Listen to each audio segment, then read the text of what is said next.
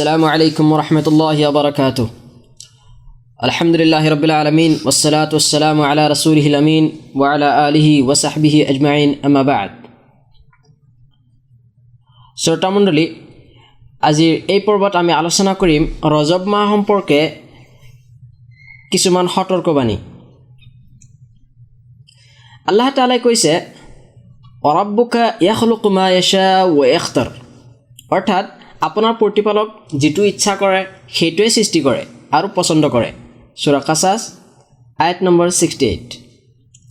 অৰ্থাৎ নিজ সৃষ্টি বস্তুৰ পৰা কিছুমান বস্তু মনোনীত কৰে আৰু শ্ৰেষ্ঠত্ব আৰু মৰ্যাদাৰ ঘোষণা দিয়ে।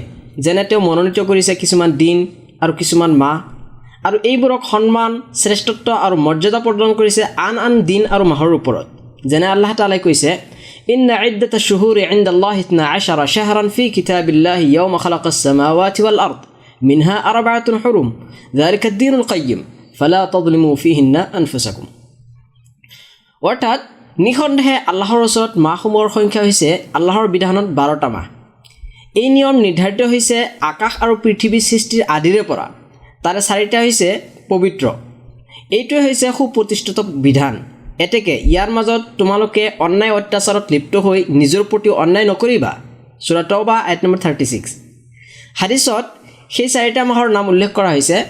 যেনে নবী কৰীম সাল্লাল্লাহু আলাইহি সাল্লামে কৈছে, ইন্না জামানা قد استدارك هيئته يوم خلق الله السماوات والأرض السنة 12 شهرا منها 4 حرم 3 متواليات ذو القعدة وذو الحجة والمحرم ورجب شهر مضر بين جمادى وشعبان رواه البخاري ومسلم। রাসূলুল্লাহ সাল্লাল্লাহু আলাইহি সাল্লামে কৈছে, আকাশ আৰু পৃথিৱী সৃষ্টিৰ আদিৰে পৰা কাল চক্ৰ আকাৰত ঘূৰে। 12 মাহত এবছৰ, তাৰ মাজত 4টা সন্মানিত, একে লেঠাৰীয়ে 3টা মাহ আছে, যেনে জুলকাদা, জুলহিজ্জা আৰু মুহৰৰম। আৰু আনটো হৈছে মুজাৰ সম্প্ৰদায়ৰ কেলেণ্ডাৰ অনুযায়ী জুমাদাল উখৰা আৰু শ্বাবানৰ মাজৰ মাহ, যিটো ৰজব বুলি কোৱা হয়। এই হাদিছটো বুখাৰী আৰু মুছলিমে বৰ্ণনা কৰিছে। এই মাহ 4টা বিশেষ মৰ্যাদাৰে বিশেষিত। তাৰে এটা হৈছে ৰজব। যেনে আল্লাহ তাআলাই কৈছে, ইয়া আইয়ুহাল্লাযীনা আমানু লা তুহিল্লু শাআইৰাল্লাহি ওয়ালা শাহৰাল হাৰাম। সেই ইমানদাৰসকল, আল্লাহৰ নিদৰ্শনসমূহ অৰ্থাৎ নিষিদ্ধ বস্তুবোৰ হালাল নকৰিবা আৰু সন্মানিত মাহবোৰকো নহয়। সূৰা মাইদা আয়াত নম্বৰ 2। অৰ্থাৎ আল্লাহ তাআলাৰ সংৰক্ষিত নিষিদ্ধ বস্তুসমূহ যিবোৰক তেওঁ সন্মান প্ৰদৰ্শনৰ নিৰ্দেশ দিছে আৰু অনাধিকাৰ চৰ্চা কৰিবলৈ বাৰণ কৰিছে, সেইবোৰক তোমালোকে হালাল বুলি নাভাবিবা। ইয়াৰ মাজত ভ্ৰান্ত বিশ্বাস আৰু নিষিদ্ধ কাম সকলো অন্তৰ্ভুক্ত আছে। আল্লাহ তাআলা কৈছে, ফালা তাযলিমু ফীহিন্না আনফুসাকুম। ইয়াৰ মাজত অৰ্থাৎ সন্মানিত মাহবোৰৰ মাজত তোমালোকে নিজৰ প্ৰতি অত্যাচাৰ অৰ্থাৎ ক্ষতি সাধন নকৰিবা। সূৰা তওবা আয়াত নম্বৰ 36। যিহেতু আল্লাহ তাআলাই এই মাহবোৰক বিশেষ সন্মানেৰে ভূষিত কৰিছে, সেয়ে ইয়াৰ যথাযথ সন্মান ৰক্ষা কৰা আৰু ইয়াৰ মৰ্যাদা ও পবিত্ৰতা ৰক্ষা কৰা, লগতে কোনো ধৰণৰ পাপ কাৰ্যত লিপ্ত নোহোৱা উচিত। তথাপিও সময়ৰ পৰিৱৰ্তনত বহুতো জঘন্য আৰু মাৰাত্মক অপৰাধ হৈ থাকে। সেয়ে আল্লাহ তাআলা উক্ত আয়াতত নিজৰ ওপৰত অন্যায় অত্যাচাৰ কৰিবলৈ নিষেধ কৰিছে। আনহাতে নিজৰ ওপৰত অন্যায় কৰা বা আন কোনো পাপ কৰ্মত লিপ্ত হোৱাটো সকলো মাহতেই হাৰাম বা নিষিদ্ধ। এতিয়া হওক আমি আলোচনা কৰিম ৰজব মাহক কেন্দ্ৰ কৰি কিছুমান নৱাৱস্কৃত আমল, যিটো বিদাত। 1 নম্বৰ, ৰজব মাহৰ ৰোজা। ৰাসূলুল্লাহ সাল্লাল্লাহু আলাইহি সাল্লাম আৰু তেওঁৰ সাহাবাসকলৰ পৰা ৰজব মাহৰ ৰোজাৰ ফজিলত সম্পৰ্কে প্ৰমাণিত কোনো দলিল পোৱা নাযায়। কিন্তু আন মাহৰ দৰে এই মাহতো সপ্তাহৰ প্ৰতি সোমবাৰ, বৃহস্পতিবাৰ, প্ৰত্যেক মাহৰ 13, 14, 15 আৰু যদি কোনোবাই একেলেঠাৰিয়ে ৰোজা ৰাখিব খোজে, তাৰ বাবে এদিন ৰোজা ৰখা আৰু এদিন নৰখা, এইবোৰ কেৱল বৈধই নহয় বৰং সুন্নত। উমৰ ৰাদিয়াল্লাহু তাআলা আনহু ৰজব মাহৰ ৰোজাৰ পৰা মানুহক নিষেধ কৰিছিল, কাৰণ ইয়াত ইছলাম পূৰ্ব কুসংস্কাৰৰ লগত সাদৃশ্যতা পোৱা যায়। হাফিজ ইবনে হাজাৰ আসকালানী ৰাহিমাহুল্লাহ কৈছে, ৰজব মাহৰ নিৰ্দিষ্ট অনিৰ্দিষ্ট দিনৰ ৰোজা সম্পৰ্কে কোনো সহিহ হাদিছ বৰ্ণিত হোৱা নাই। যিকেইটা সুস্পষ্ট অৰ্থপূৰ্ণ হাদিছ বৰ্ণিত হৈছে, সেইবোৰ 2টা ভাগত বিভক্ত, জয়ীব বা দুৰ্বল, আৰু আনটো হৈছে মৌজু বা জাল হাদিছ। তেখেতে সেই গোটেইবোৰ হাদিছ একত্ৰিত কৰিছে। তাত 11টা দুৰ্বল হাদিছ আৰু 21টা জাল হাদিছ আছে। ইবনুল কাইয়িম ৰাহিমাহুল্লাহ কৈছে ৰাসূলুল্লাহ সাল্লাল্লাহু আলাইহি ওয়াসাল্লাম একেলেঠাৰিয়ে 3 মাহ অৰ্থাৎ ৰজব, শাবান, ৰমজান কেতিয়াও ৰোজা ৰখা নাছিল। যেনে কিছুমান লোকক এনেকৈ কৰোঁতে দেখা যায়। ৰজব মাহত কদাপিও ৰোজা ৰখা নাছিল আৰু তেখেত সাল্লাল্লাহু আলাইহি ওয়াসাল্লাম এই মাহত ৰোজা ৰখা পছন্দও কৰা নাছিল। ছৌদি আৰবৰ স্থায়ী ফটোৱা কমিটিৰ এক ফটোৱাত কোৱা হৈছে যে ৰজব মাহৰ কিছুমান দিন নিৰ্দিষ্ট কৰি ৰোজা ৰখা সম্পৰ্কে আমাৰ দলিল জনা নাই। 2 নম্বৰ বিদাতটো হৈছে ৰজব মাহত উমৰাহ কৰা। ৰাসূলুল্লাহ সাল্লাল্লাহু আলাইহি ওয়াসাল্লামে ৰজব মাহত উমৰাহ কৰিছিল বুলি কোনো প্ৰমাণ পোৱা নাযায়।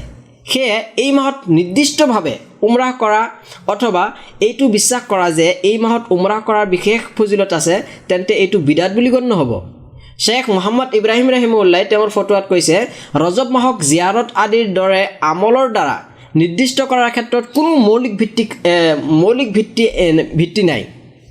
কাৰণ ইমাম আবু শামা তেখেতৰ পুথি কিতাবুল বিদা আল হাৱাদিছত প্ৰমাণ কৰিছে শৰীয়তক আওকাণ কৰি কোনো সময়ৰ লগত কোনো ইবাদত নিৰ্দিষ্ট কৰাটো অনুচিত আৰু অবৈধ।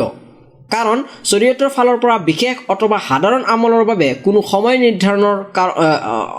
নিৰ্ধাৰণকৰণৰ বাহিৰে সকলো দিন সকলো সময় সমান মৰ্যাদাৰ। এইবাবে উলামাসকলে ৰজব মাহত বেছি উমৰাহ কৰিবলৈ নিষেধ কৰিছে। কিন্তু যদি কোনোৱে স্বাভাৱিক নিয়মত অৰ্থাৎ ফজিলত বিশ্বাসবিহীন ৰজব মাহত উমৰাহ কৰে তাত কোনো অসুবিধা নাই, কাৰণ এই সময়ত তেওঁ উমৰাহ কৰাৰ সুবিধা পাইছে। 3 নম্বৰ বিদাতটো হৈছে ছলাতুৰ ৰাগাইব। হাদিছ শাস্ত্ৰৰ কিছুমান মিছা অপবাদৰ দ্বাৰা এই নামাজৰ সূচনা হয়। এই নামাজ ৰজব মাহৰ প্ৰথম ৰাতি পঢ়া হয়।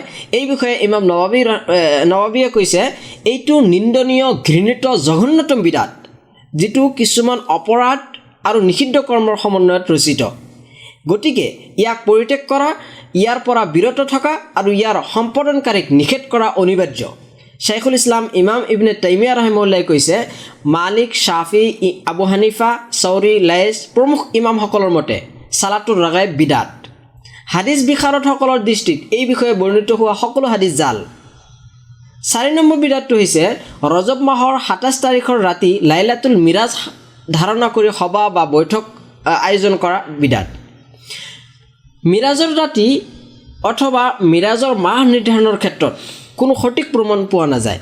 এই বিষয়ে বহুতো মতানৈক্য আছে, সত্য অনুদ্ঘাটিত। গতিকে এই বিষয়ে নিমাত থকাটোৱে ভাল। মিৰাজৰ ৰাতি নিৰ্দিষ্ট কৰাৰ বিষয়ে কোনো বিশুদ্ধ হাদিছ বৰ্ণিত হোৱা নাই। যিবোৰ পোৱা যায় সেইবোৰ আটাই জাল বা ভিত্তিহীন।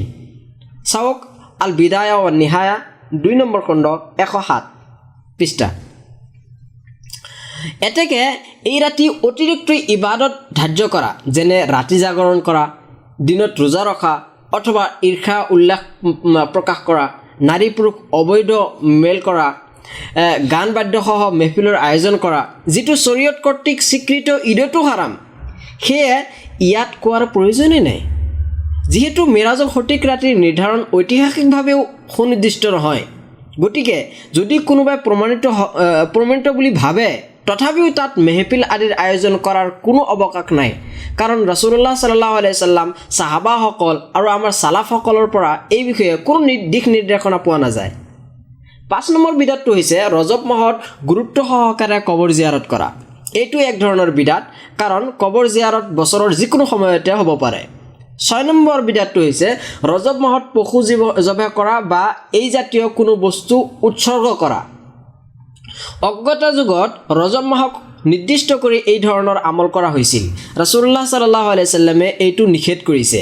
ইমাম ইবনে ৰজবে কৈছে যে ৰজব মাহত সওৱাব হ'ব বুলি ধাৰণা কৰি জবে কৰা ঈদ উৎসৱ পালন কৰাৰ দৰে। বন্ধুসকল, ৰজব মাহৰ কৰণীয় আৰু বৰ্জনীয় কি আমি জনা উচিত। নিজৰ প্ৰতি অথবা আনৰ প্ৰতি অন্যায় কৰাৰ পৰা আমি বিৰত থকা উচিত, অৰ্থাৎ ইবাদতত আত্মনিয়োগ কৰা উচিত, বেছি নেক আমল কৰা উচিত, আল্লাহ কৰ্তৃক সংৰক্ষিত আৰু নিষিদ্ধ বিষয়বস্তু পৰিত্যাগ কৰা উচিত, অৰ্থাৎ প্ৰকৃত তওবা কৰা, আল্লাহ তাআলাৰ শৰণাপন্ন হোৱা, এইবোৰ কাম আমি কৰিব লাগে। আৰু ৰমজানৰ বাবে বেছিকৈ প্ৰস্তুতি ল'ব লাগে। আমি এইখিনিতে আমাৰ এই বক্তব্য সামৰণি মাৰিছোঁ। আল্লাহৰ ওচৰত দোৱা কৰিছোঁ, আল্লাহে আমাক বিদাতৰ পৰা সংৰক্ষণ কৰক আৰু আমাক হেফাজত কৰক। আসসালামু আলাইকুম ওয়া ৰাহমাতুল্লাহি ওয়া বাৰাকাতুহু।